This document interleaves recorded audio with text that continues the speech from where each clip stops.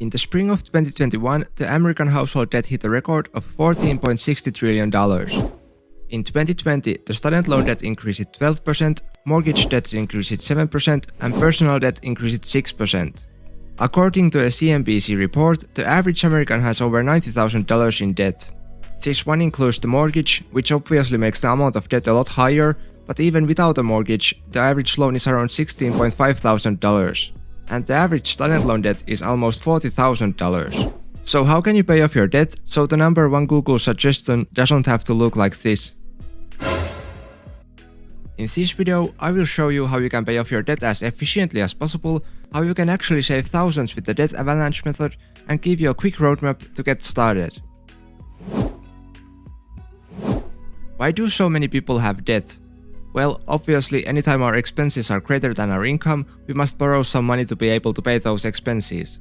These days, there are so many options available to pay with credit that it is easy to get into this cycle of purchasing everything you can with debt. We first decide to buy something cheap with credit with the idea of paying it off the next payday. The next payday comes and we manage to pay it off easily. Then we figure out that because this is so easy to do, why not buy the latest iPhone with debt too? And maybe a new watch while we are at it. Not to mention the epic wireless AirPods. Oh wait, these are actually pretty bad, let's buy the AirPods Pro instead. And just like that, the small purchases that we paid off immediately have turned into a debt cycle where we soon find out that the only way to pay off debt is to take more debt.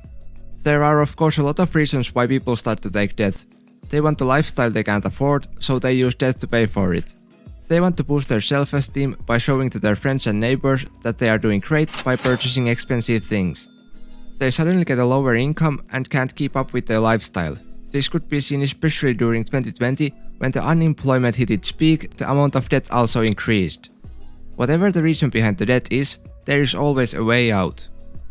There are two different methods that are commonly used to pay off debt. Which one is better for you?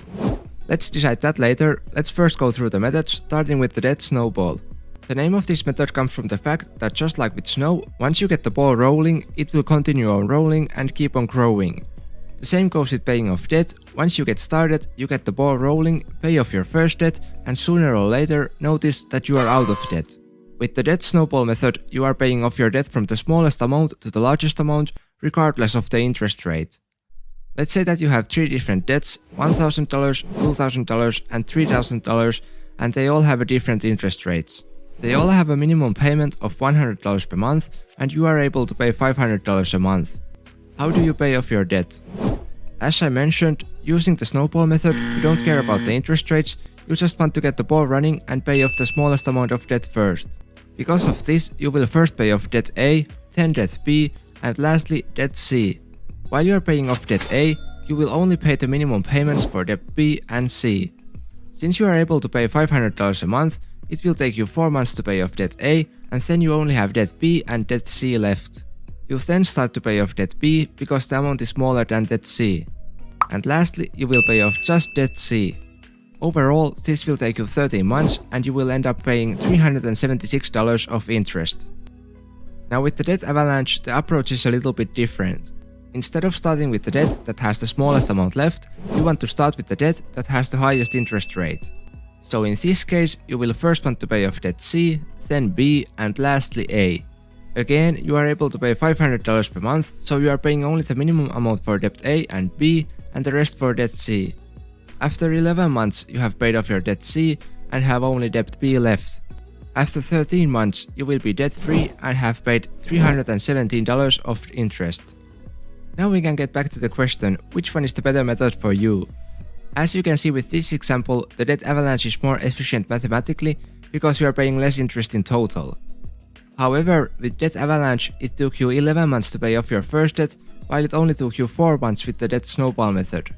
The psychological effect this has is huge, and the difference in the amount of interest paid isn't really that huge. Which one sounds better to you? Paying off 3 debts for 4 months and then only having 2 left, or paying off 3 debts for 11 months and after all that effort still having 2 more left? When you are choosing which method you are going to use, think about these pros and cons. The snowball method makes your list of debts decrease a lot quicker, which makes it seem like you are progressing faster, which will motivate you. The downside is that you are paying more interest, and if you have a lot of high interest rate debts, it could be a lot of money wasted. The debt avalanche method is the best method mathematically, and you could save thousands on interest if you had debts with high interest rates. If you are struggling with motivation, you should stay away from this method, since it could take you a lot longer to pay off your first debt on the list. Whichever method you choose, remember that it took you some time to get all that debt, so it will also take you some time to pay off your debt. So don't give up, keep on pushing, and eventually you will thank yourself. If you are like me and are bad at making decisions, I have a solution for you too. One thing to consider if you have multiple different debts is debt consolidation. It means that you are taking a new loan to pay off your debts. That makes it sound terrible. New debt again. The point is that you are getting only one new debt to pay off all the debts you currently have, and now you only have to pay off one debt. Debt consolidation could help you save a lot of money, especially if you have debts with high interest rates. Basically, what makes debt consolidation great is the fact that it combines both of the earlier methods. Instead of having multiple different debts, you will only have one, which is the point of the debt snowball. And instead of wasting money on high interest, you will only have one debt with one interest rate, so you won't have to worry about getting demotivated.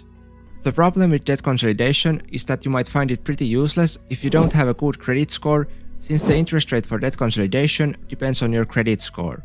The other problem is that you could get a lower interest rate, which sounds like a great deal, but the debt consolidation terms are usually long term. For example, let's say that you have a total of $10,000 of different debts with an interest rate of 5%. You have to pay them off in 3 years, which means that you are paying $300 each month. The total interest paid will be $789.52, so in total you have to pay $10,789.52. Now you start to look for debt consolidation plans to lower the interest rate. You are offered a deal. Agree to our 5-year debt plan and you only have to pay $184 a month with an interest rate of only 4%. Sounds great, right? You have to pay less each month and the interest rate is also lower. But there's a catch. Since you are only paying $184 each month, it will now take you 5 years to pay off the debt. Because of this, the total interest paid will be $1,049.91. This means that in total you have to pay $11,049.91. That is more than without debt consolidation, plus it takes you 2 years longer. Overall, debt consolidations are a great way to pay off your debt if you can find a plan that offers a lower interest rate than you currently have, helps you cycle lucky by combining multiple different debts into one debt, is not a long-term plan, meaning that you can pay it off as fast as your previous debts, which make the total interest paid less, or if you simply just can't pay off your debts currently because you are not making enough money to pay off your debts each month. Then it is of course better to have a long-term debt consolidation that lowers your monthly payments, even if you have to pay a little more total interest. Great, now that we know all the methods we can use to pay off the debt, let me give you a small roadmap to follow for the next 30 days to get started. For the next 30 days, follow all your spending and money that you are making to get a better understanding of your financial situation. Yep, write down everything that you are spending money on, even that $1 portable mini fan that you bought from Amazon. After 30 days, look at everything you spend money on and write down things that you really need to buy every month and what really isn't that necessary. Now you should know how much money you make each month and how much money you really have to spend each month. If you're spending less than you are making, then great, now choose how much money you are willing to spend to pay off your debt each month. If you are spending more than you are making, you will have to find a way to make more money, change your lifestyle, or try to get a debt consolidation that has a smaller monthly payments. Now just decide which method suits the best for you and let the snowing begin. Oh, and lastly, hit the like button if you found this video helpful and subscribe to get more help for your personal finances, because that is all this channel is about. Best of luck, I'll see you soon. Maybe in that video right there. Bye.